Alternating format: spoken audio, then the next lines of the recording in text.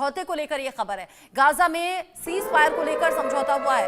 Israel और Hamas के बीच में सीज फायर को लेकर बात बन गई है। 15 महीने बाद गाजा में शांति लौटती हुई दिख रही है। इजरायल और हमास के बीच में युद्ध विराम पर सहमति बन गई है। कतर के पीएम ने युद्ध विराम और बंधक समझौते की घोषणा की है। इजरायली पीएम बेंजामिन नेतन्याहू ने समझौते को अभी अधूरा हालांकि बताया है। जो बाइडेन ने समझौते की तारीफ की है। डोनाल्ड ट्रंप बोल रहे हैं कि जल्द ही बंधक रिहा होंगे। 19 जनवरी से लागू होगा इजरायल हमास शांति समझौता।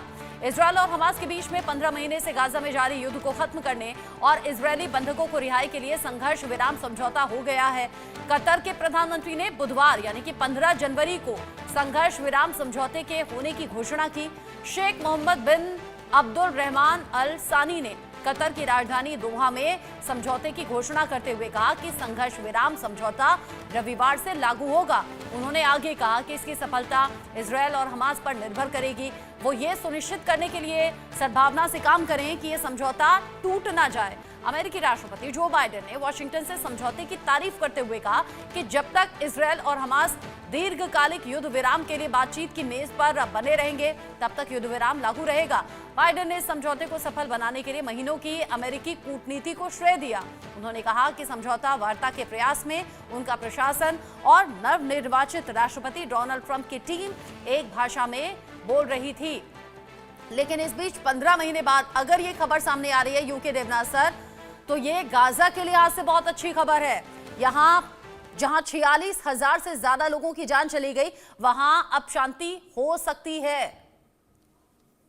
गाजा में हर रोज इजरायल की एयरफोर्स बमबारी कर रही है। हर रोज औसतन कभी 60, कभी 80, कभी 100 लोग मारे जा रहे हैं, जिसमें औरतें, बड़े, बुजुर्ग और बच्चे शामिल हैं।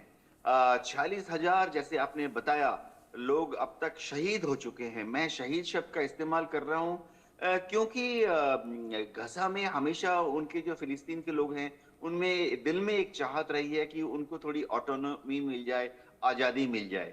तो शायद उभय पक्ष जो है इसलिए भी सीज़फायर के लिए मान गया है क्योंकि साइकोलॉजिकल तौर पर उभय पक्ष लड़ते लड़ते थक गया है, मानसिक दृष्टि से भी, शारीरिक दृष्टि से भी।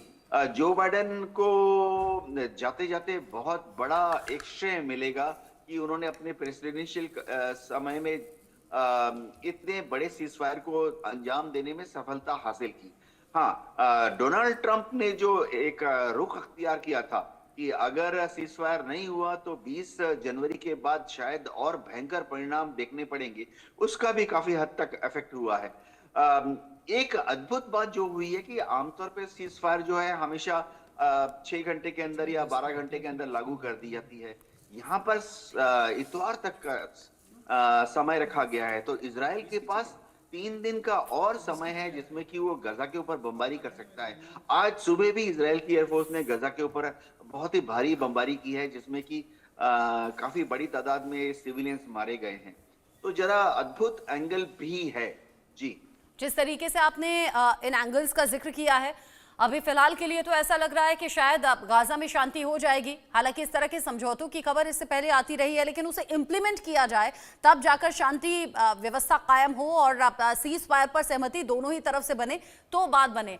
अमेरिका में जो आग लगी थी, बहुत से लोग सोशल मीडिया पर यह भी लिख रहे थे कि गाजा में जब चीजें तबाह हो रही थी, लोगों की जान जा रही थी, तब अमेरिका आराम से था। लेकिन अमेरिका में देखिए कि कितनी बड़ी तबाही है, लोग इसे कर्मा से जोड़कर भी देख रहे थे। शुक्रिया यूके देवनाथ सर, ये सभी बातें हमारे दर्शकों तक पहुंचाने के लिए। इसी के साथ वक्त छोटे से ब्रेक का यहाँ पर हो गया है।